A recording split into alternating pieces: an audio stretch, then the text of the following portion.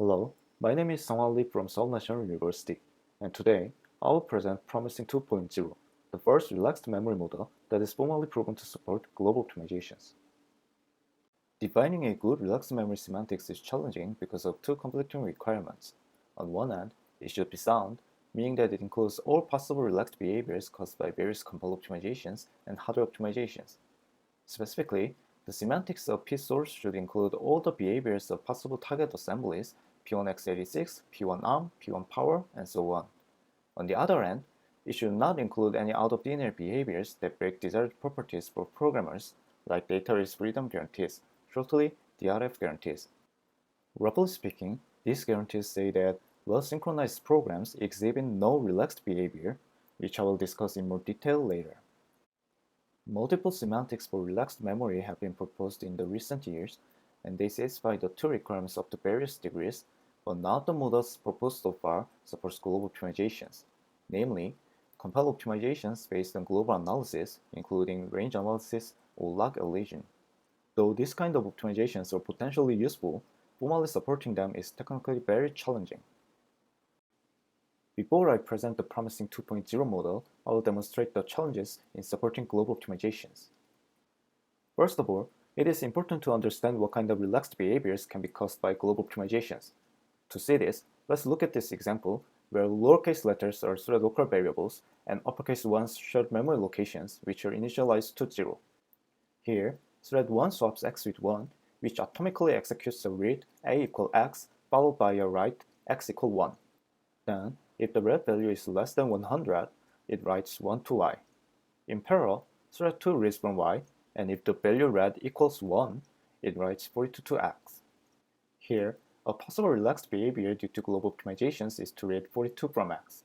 Note that, to observe this behavior, the swap should be executed after the write x equal 42, which can be executed only after the write y equal 1 because of the branch.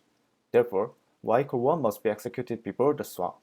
Without global optimizations, this is not possible because y equal 1 cannot be executed before the swap in hardware due to the control dependency between them.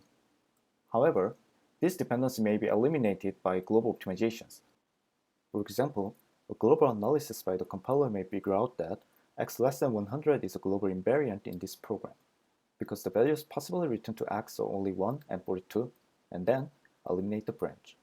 Now, there is no control dependency anymore, and this enables the out-of-order execution in hardware. Now we understand that in a relaxed memory model supporting global optimizations, y equal 1 should be executable before the swap. Then, let me ask a bit more general question. Under which branch condition do we have to allow out-of-order execution of y equal 1? A relaxed memory model should be able to answer this question. However, this is not an easy question, and let's see why. First, the simplest answer might be to always allow the reordering regardless of the branch condition. However, this breaks the DRF guarantee when the condition is a equals 42.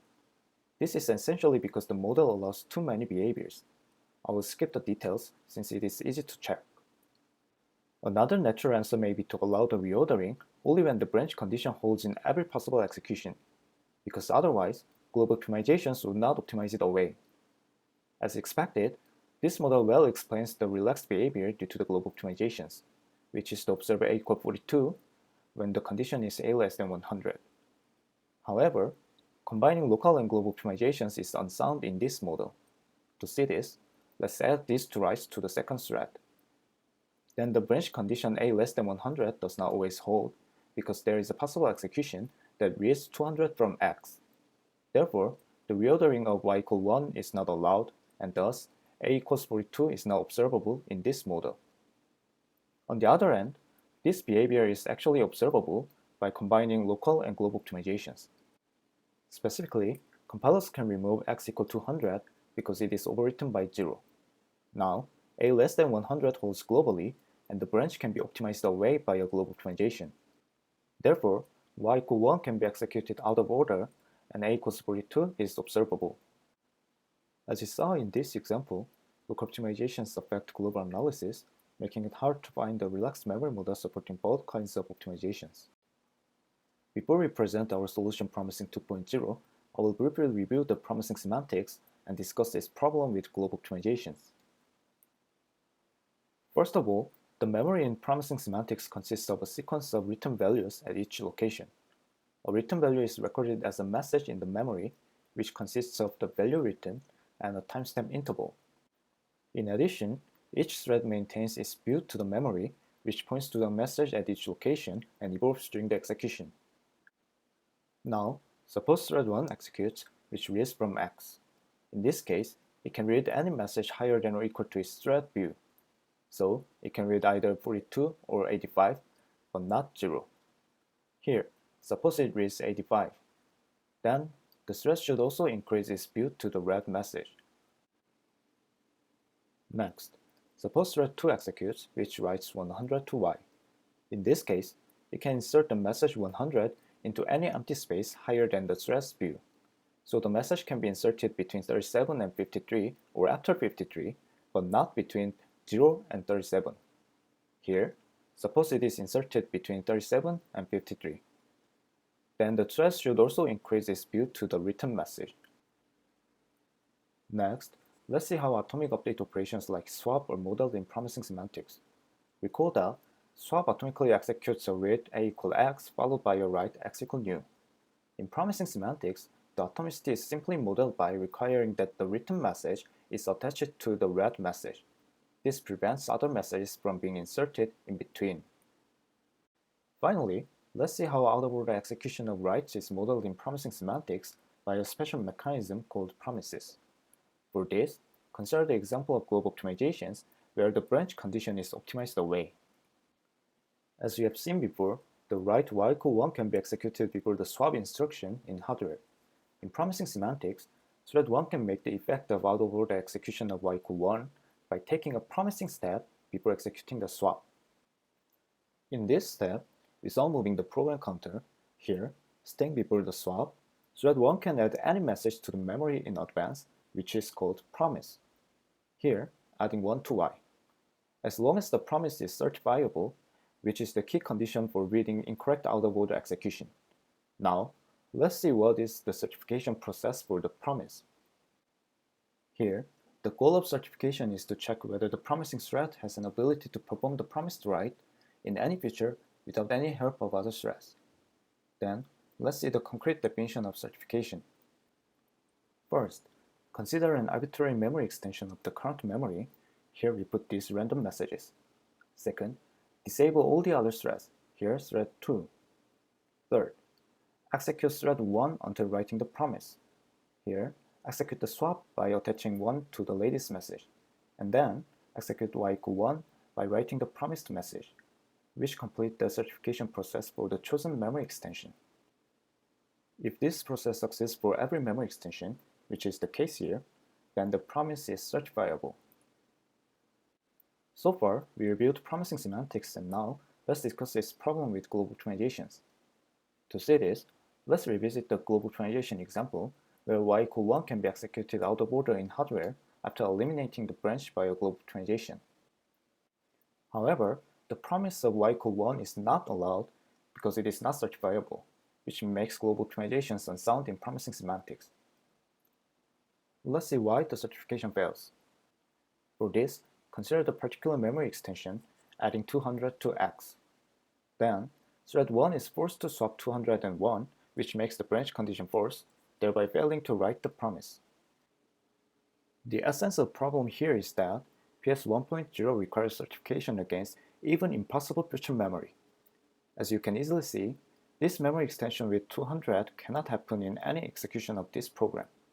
But as you saw, in the presence of local optimizations, it is not easy to distinguish impossible futures from possible ones.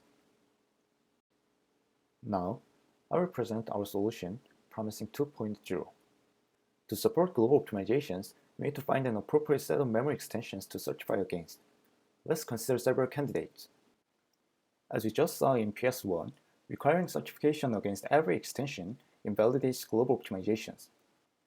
As another candidate, we can consider only possible future memories, which, however, invalidates the combination of local and global optimizations, because local optimizations can change the set of possible future memories, as we have seen in this example. Conversely, you may wonder what would happen if we just certify against the current memory. Actually, It can well support both global and local optimizations, but at the price of the DRF guarantee. I will first show you why it supports global optimizations, and then discuss its DRF problem and how we fix it.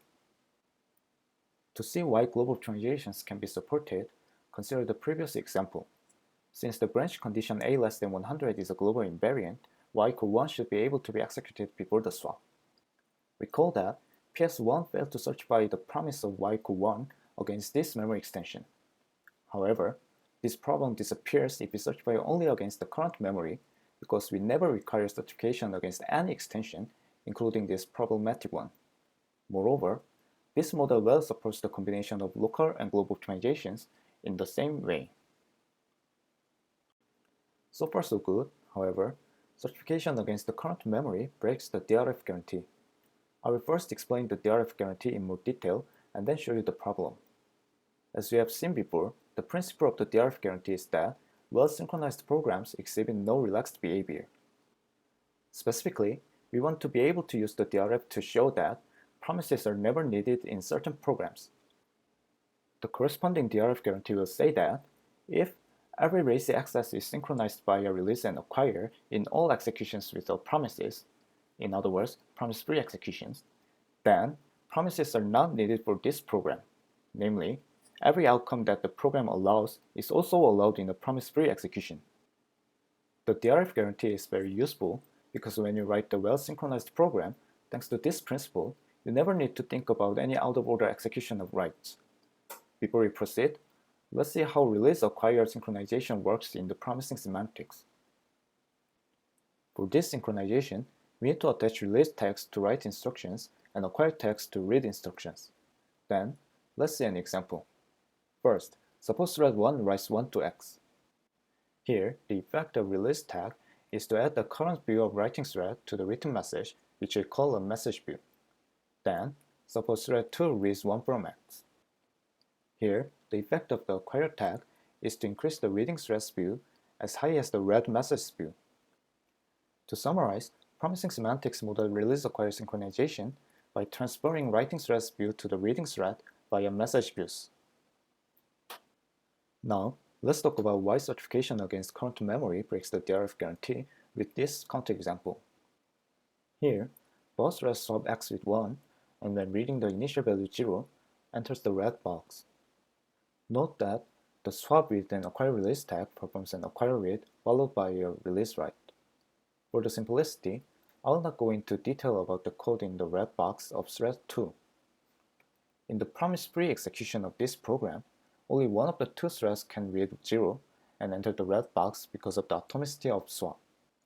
So, the only data race happens between the swap instructions, which is well synchronized by release and acquire accesses. However, promising semantics with certification only against current memory allows the relaxed behavior of entering both red boxes at the same time. Let me show you how this happens. First, thread 1 promises y equal 1 because you can certify the promise by reading 0 from x in the current memory and writing y equal 1. Then, based on this promise, thread 2 enters its red box, and because of that, thread 1 can write y equal 1, fulfilling its promise. Here, the source of the problem is that the write y equal 1 was promised over the swap instruction, which was made possible because we ignored certification against an important future memory. Finally, let me show you how we fix this problem. Our solution is to certify against a modified version of the current memory, which we call current memory with cap.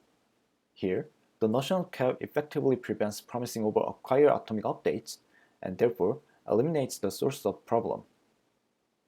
Let's see how it works in the previous example. I will first show you how we cap the current memory in 3 steps. First, we block every free space between messages so that it becomes inaccessible. Second, we copy the latest message at each location right next to it. Finally, we add the maximum view of the whole memory to the copied messages as their message views. Then, I will show you why certification of promises over acquire atomic updates fails. In this certification, when thread 1 executes the swap, which is an acquire atomic update, it should attach the write to the copied latest message because all the intermediate spaces are blocked by the cap. Therefore, it is forced to acquire the maximum view recorded in the copied message. Then, when it writes 1 to y, it cannot write it at the promised timestamp because its view was increased to high by acquiring the maximum view. This example shows how promising over acquire atomic updates is prevented by means of the cap. To summarize, Promising 2.0 solves the problem of supporting global optimizations by requiring certification against current memory with cap. The key ideas are twofold. First, certification only against the current memory makes the model sound in the presence of global optimizations at the price of losing the DRF guarantee. Second, capping the current memory recovers the lost DRF guarantee. In another viewpoint, certifying against the current memory with cap implies the effect of certifying against important future memories, not all possible ones. The paper also addresses two additional problems with PS 1.0: unsoundness of resistive promotion and less efficient compilation to ARMv8. To fix this, we present a simple solution called reservations.